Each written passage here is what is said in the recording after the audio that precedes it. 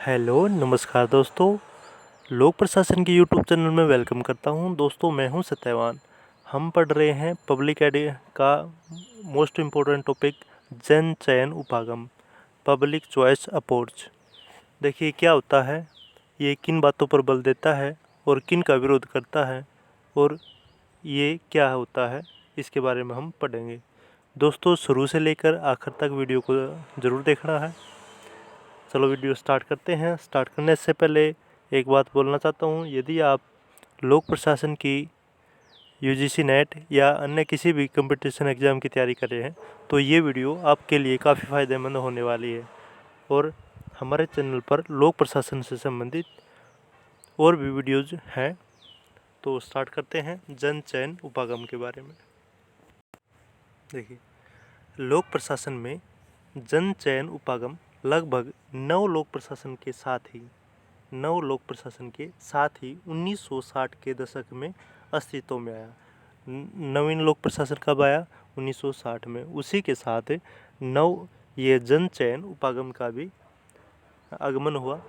इस उपागम के प्रमुख भाष्यकार विसेंट ओस्ट्रोम, नाम याद रखना है, विसेंट ओस्ट्रोम ने नौकरशाही प्रशासन के पारंपरिक सिद्धांत को लोकतांत्रिक प्रशासन से बदलने की वकालत की। क्या किया? जो ये विसेंट ओस्ट्रोम थे, इन्होंने नौकरशाही प्रशासन के पारंपरिक सिद्धांत को लोकतांत्रिक प्रशासन में बदलने की वकालत की थी, उस पर जोर दिया था। इन्होंने अपनी पुस्तक लिखी थी the intellectual crisis in American public administration.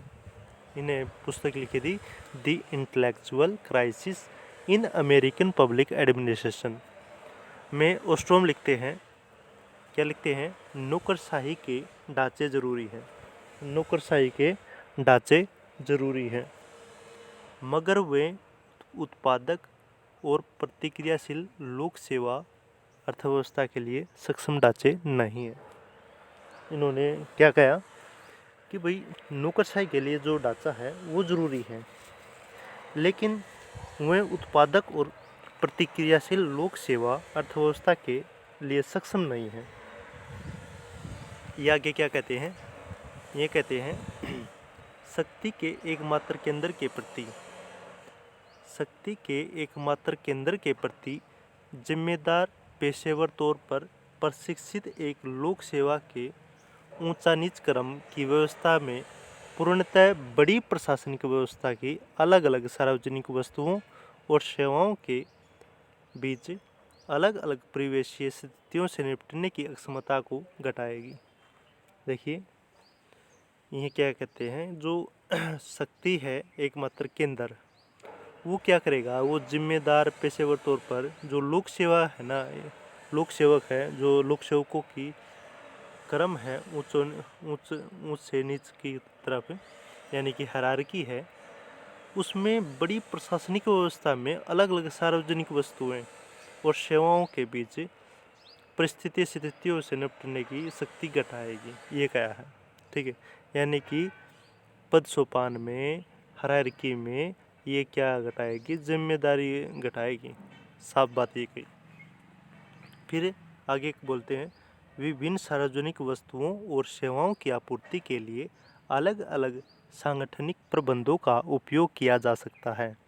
ऐसे संगठनों के साथ तालमेल विभिन्न बहुसंगठनीय व्यवस्थाओं के जरिए किया जा सकता है। बहुत अच्छी बात कही है। देखिए ये किस बात पर जोर देता है, पढ़ते हैं। सबसे पहले जो जोर देता है, ये देता है नौकरशाही विरोधी उपागम। क्या? नौकरशाही विरोधी उपागम सबसे पहले इस बात पर जोर देता है। फिर संस्थागत बहुलवाद, यानी कि उपभोक्ता प्राथमिकताओं को बढ़ावा देने के लिए एजेंसियों की बहुलता होनी चाहिए। संस्थागत बहुलता यानी कि उपभोक्ता प्राथमिकताओं को बढ़ावा देने के लिए एजेंसियों की बहुलता होनी चाहिए। और फिर जो तीसरा है विविध लोकतांत्रिक निर्णय निर्माण केंद्र, विविध लोकतांत्रिक निर्णय निर्माण केंद्र। और फिर लोक सेवा वितरण की समस्याओं में आर्थिक तर्क को लगाना, लोक सेवा वितरण की समस्याओं में आर्थिक तर्क को लगाना। और फिर विकेंद्रीयकरण।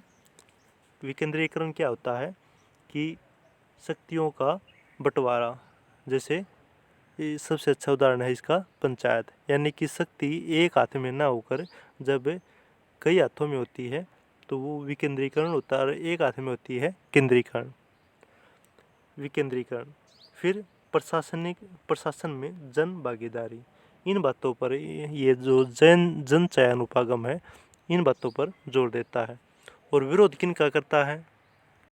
देखिए, सबसे पहला जो विरोध करता है, ये करता है एकल केंद्रित प्रशासनिक शक्ति का।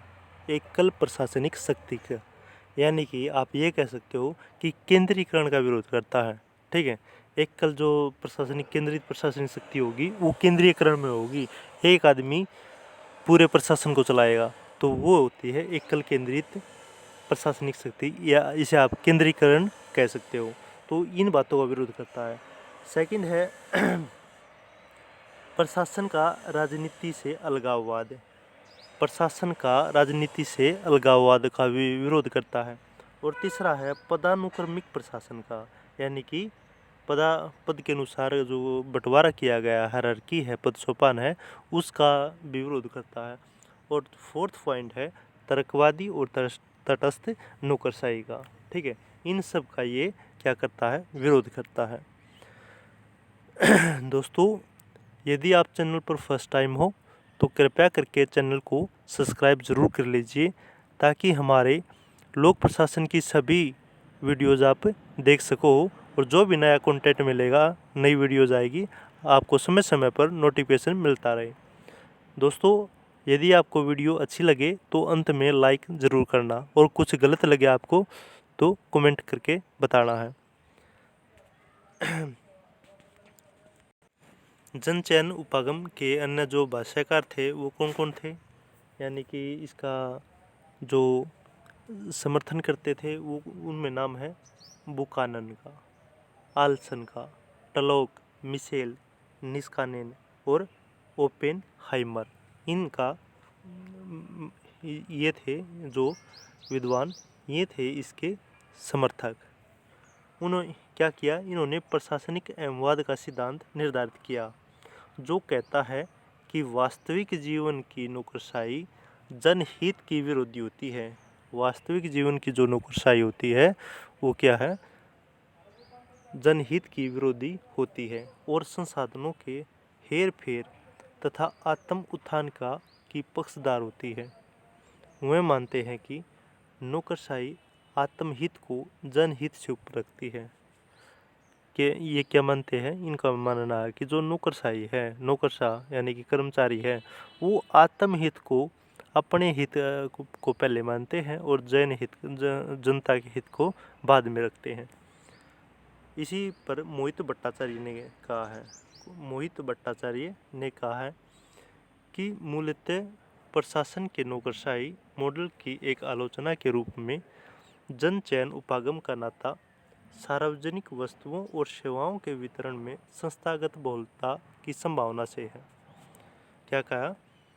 कि जो जन चयन उपागम है, पब्लिक चॉइस उपागम है, इसका जो नाता है वो सार्वजनिक वस्तुओं और सेवाओं के वितरण से संस्थागत बहुलता की संभावना से है।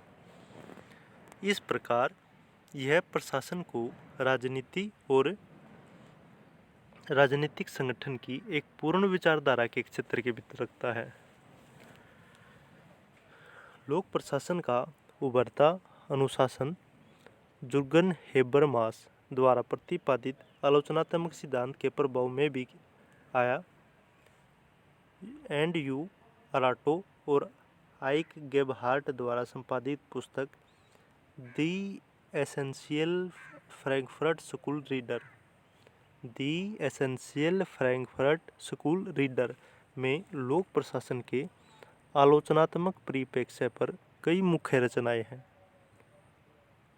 लोक प्रशासन का आलोचनात्मक उपागम प्रशासन के मानवीयकरण, विनोकरशाहीकरण और लोकतांत्रिककरण की वकालत करता है।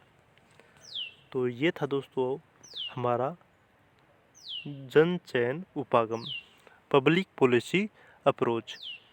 दोस्तों वीडियो कैसी लगी ज़रूर बताना, और इसके अलावा और भी हमारे वीडियोज़ हैं उन्हें भी देखिए, ठीक है, और लाइक करिए। थैंक यू दोस्तों।